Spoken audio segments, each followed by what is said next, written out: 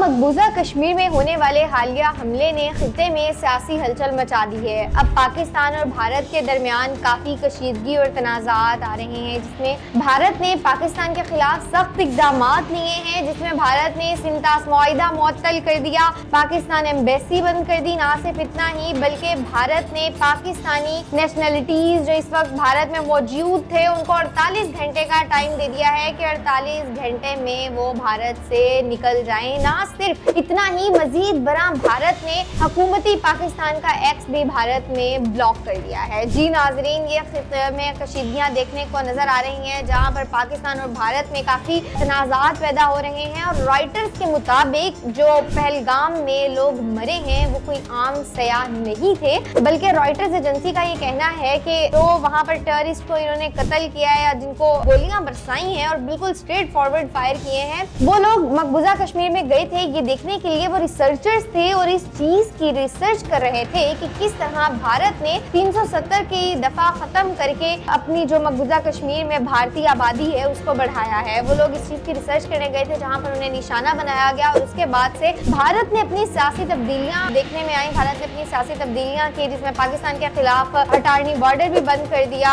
Agencies एम्बेसडरीज बंद कर दी, सारे सकाफती और तजारती मामलात बंद कर दिए हैं, रोक दिए गए हैं। ना सिर्फ इतना ही नाजरीन, बल्कि कहा यह जा रहा है कि वो जो रिसर्चर्स थे आया क्या वो गलत थे या जो रिसर्च उनके पास मौजूद थी वो किसी के लिए खतरा बनने जा रही थी। असल हकाइक क्या है अभी मजीद सामने आएंगे। आप अपनी राय का इजहार कमेंट सेक्शन में जरूर कीजिएगा कि इस हवाले से, इस हादसे के बारे में आपका क्या ख्याल है।